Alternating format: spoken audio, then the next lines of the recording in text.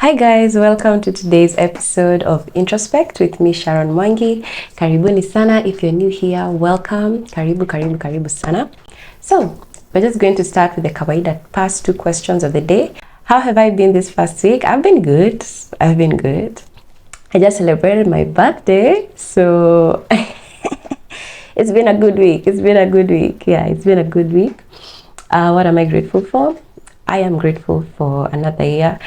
You know, when you have that feeling of starting at fresh or starting something new, yeah, that's how I feel. You know, that nice feeling of like I've turned a new page, I've turned over a new leaf.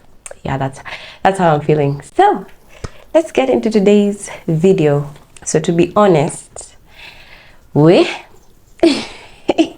had like a plan for this whole month, what is I'm going to talk about, what I'm going to share. And for today's topic, I woke up today and I was like, nani anafanya hiyo? Nani anafanya hiyo? Kwa sababu sio mimi. Today, niliamka and I did not have psych for anything. I didn't have psych for anything. Even by the very fact that I woke up and got out of bed, oh, it has taken the hand of God, honestly. I just felt so exhausted. I felt so tired. You see that song by the famous philosopher Bruno Mars? That said, today, I swear I don't feel like doing anything. I just want to lay in my bed. That's exactly the mood I have. That's exactly the mood I'm in. So today we're just going to talk about something very random. So if you know me or if you followed me from TikTok, you know that I have been reading books. Yes. Yeah, I'm a book reader, by the way. For those of probably who know me from Kitambo, you know that I never used to like reading books. But who am I now? I'm a changed, transformed human being. And if you're not reading books, yes, I'm judging you. In 2024, when we have access to books, we even have access to ebooks. What's your excuse? What's your excuse for not reading books? Anyway, so today I'm just going to share a few nuggets that I have gotten from a book that I am still reading. But I thought, yeah, I think it was last week, I read some parts and I was like, hey, pull up, relax. Have you ever read a book, you feel like it is, piercing? So I've been reading this book by Brianna Weist. I hope I'm pronouncing her name right. Yeah. It's called The Mountain Is You. If you love reading books, I'm sure this is a book that you've probably seen or heard of. And honestly, I've taken longer reading this book because I feel like every page I read is just like really cutting my throat. So I just like read a chapter or a few pages and I'm like, no, I'm not doing this today. One of the parts that really struck me while I was reading this book, okay, basically, first of all, before you get even into what really struck me, this book, it just talks about the whole concept of self-sabotage. And so self-sabotage is when you put yourself in situations or you disqualify yourself from situations or you just do something to sabotage something good going on in your life. You get me? Like you just find a way to always look down on yourself, or you just find yourself doing things or not doing things that you know very well will really help you get to where you're supposed to get or to do that which you're supposed to do. Anyway, so now there's a part of this book that talks about negative emotions. And it was so interesting how this writer brings out these negative emotions. Because when you hear the word negative emotions, you think like, yeah, these are emotions that make us feel bad, so they're bad, so we should stay away from them. But like the writer just brings them out in such a fascinating way. Like venye anaisema, it's like feeling these negative emotions is not entirely a bad thing. Like there's something good that can actually come out of it. And I'm thinking, let's start with the first one. I can't go through all of them because I mean we have so many negative emotions. So I'll just go through the ones that I felt like really hit me deep. Okay. And for further references, you can get yourself a book. Actually, let me tell you, this book, you can get it very easily. If you're not someone who enjoys ebooks, you can just get it in a bookshop. Personally, mimi nilipata yangu tu hapo CBD. Tao. Kuna wasi hapo Moi Avenue huwa wanauzanga vitabu, so you can just get it there. However, beware. Nilitumia only 500 shillings kununua kitabu. So, yeah. So the first negative emotion this book talks about is anger. And let me tell you, this is the first statement. Anger is a beautiful, transformative emotion. Excuse me. Anger is a beautiful emotion. I don't know about you, but when you're angry, do you really think you feel? Do you think it feels good to be angry? What planet am I living in that when I'm angry, it's a very yucky emotion. I really don't like feeling angry. I rarely get angry, and when I do, I just don't like it. I really don't like it. And I feel like the way she brought it out in this book is so beautiful. I got to understand what she meant. Because as you read on further, she says that anger is one of those emotions that tells you where your boundaries are. Like if someone did something to me that made me angry, it communicates to me that this person has crossed a boundary that I have. It communicates to me what is important to me. It communicates to me what Sharon likes or what she doesn't like. It communicates to me what Sharon can take and what Sharon cannot take. It communicates to me what Sharon can tolerate and what she cannot tolerate. So yes, the emotion of feeling angry is not a very comfortable emotion because you just feel ish inside. But the beauty about it is that when you sit down in that moment, it helps you realize just how much this thing that is making you angry means to you.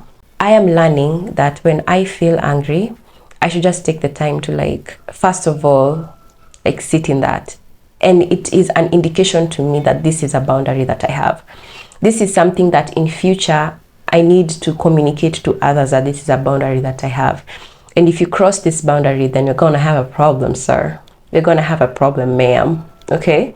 So instead of looking at anger as just something that you want to shun or push away all the time, just take in that moment and be like, okay, so I am angry. This person has done this. This person has said this. It's made me so angry. But then it tells me that I don't like it when people cross this line. I don't like it when people say this and this. I don't like it when people go about things this and this and this way. But I must say this. This is no way a justification for you now to act out because of your anger. Don't now become aggressive and now violent. Like dealing with anger in an unhealthy way is unhealthy and it's not right and it's a toxic trait. So learn how to manage your anger. The second one she talks about is sadness, and she says that sadness is the normal and correct response to the loss of something you very much love. The correct response. So when I'm sad about losing something I love or someone I love, why do I feel guilty for that?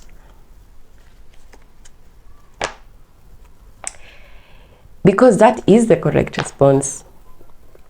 Like if someone or something that I really love, I lose it, or someone who I really love, I lose them, and I feel sad, then why should my mind tell me that that is not a correct emotion to feel? Like, oh, you're taking it, like you're blowing things out of proportion, oh, you're taking it too serious, it was never that deep, it was never that serious.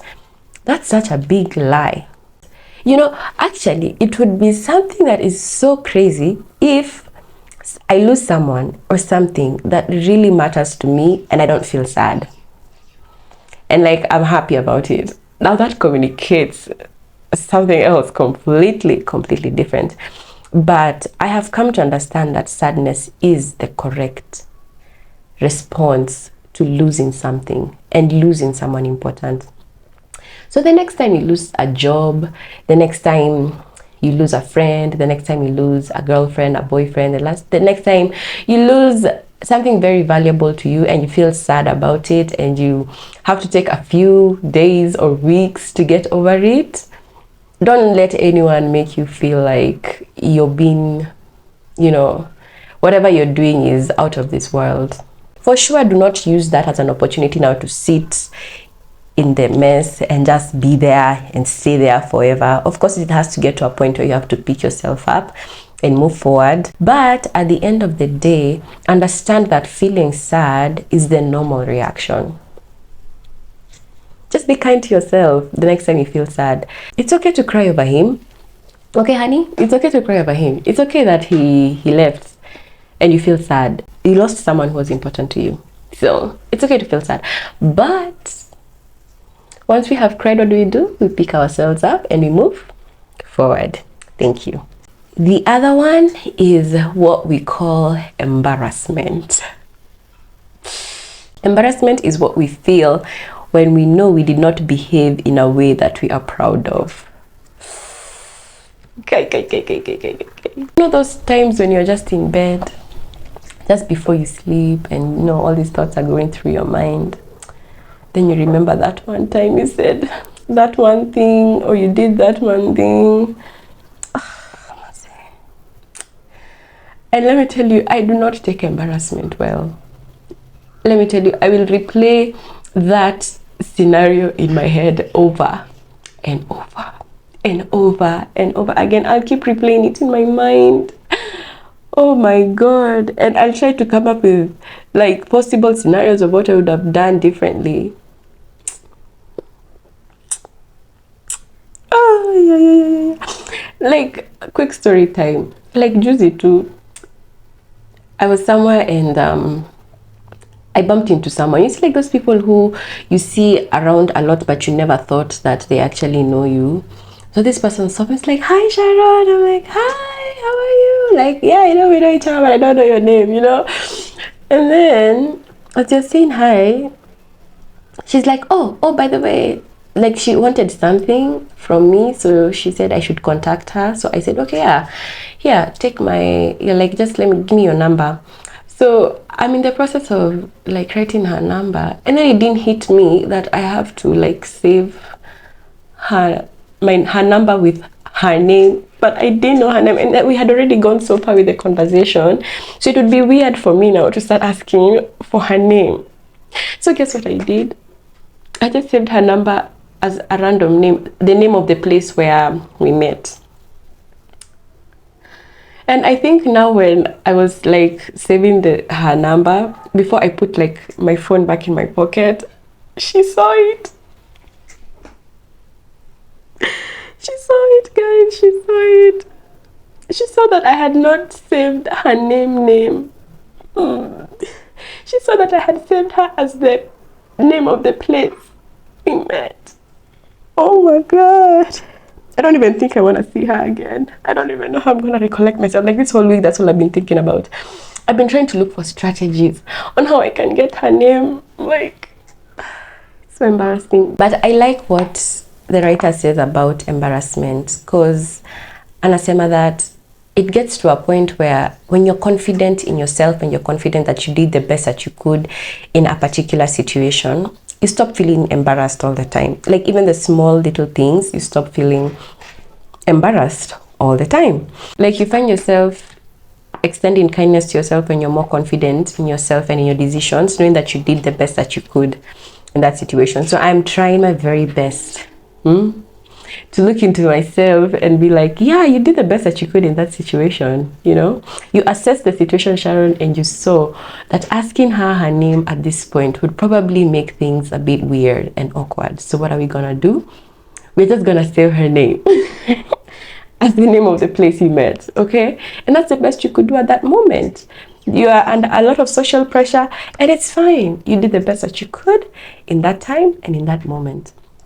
But she also talks about how the writer talks about how the shadow side or the extreme side of embarrassment is shame. Now, shame is a completely other extreme, where now those things that you felt embarrassed about, now you carry them as your identity. and you condemn yourself so much for them. Everyone goes through embarrassing situations. Everyone has embarrassing moments at one point in one time of their lives, but it shouldn't transform to make it your identity. Whatever you did in that time, just be confident that you did the best that you could at that moment. Yes, it was not 100%, but you did the best with the resources that you had and the knowledge that you had at that time. So don't carry it as your identity. I have come to realize that a lot of us walk around with stereotypes about ourselves, or we walk around with an identity, a certain identity about ourselves, just because we had one bad, embarrassing experience. Like, one of the things that I remember was so heavy on me is when I was in primary school. I remember there's a time we had like a parents meeting, and there were parents, teachers, and like the whole school, and it was like a class 8 prayer day or something like that. So I was asked, because I was a prefect, I was asked to like read something, and I wasn't prepared. Like, I wasn't prepared. So I'm just this young 12-year-old girl who's been told to go and stand in the presence of so many people. So I take the book, and as I'm reading, I start shaking. Like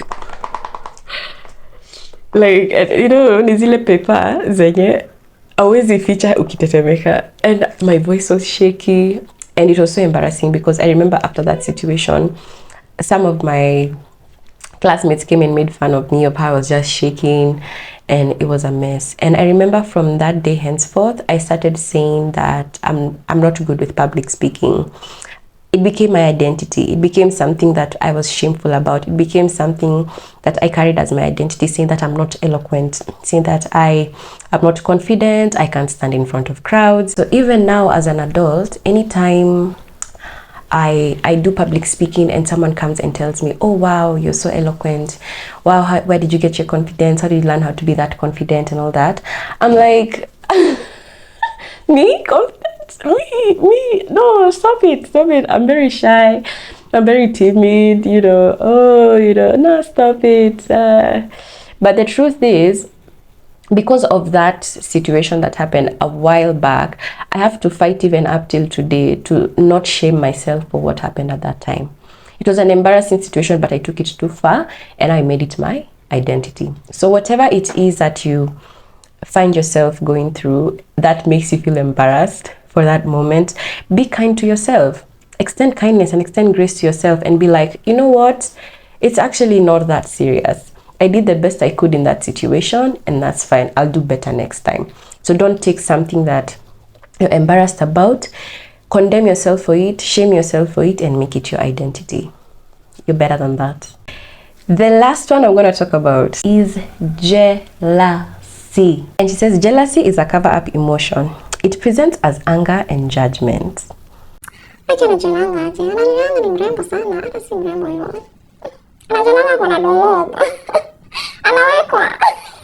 When in real reality, it is really sadness and self-dissatisfaction.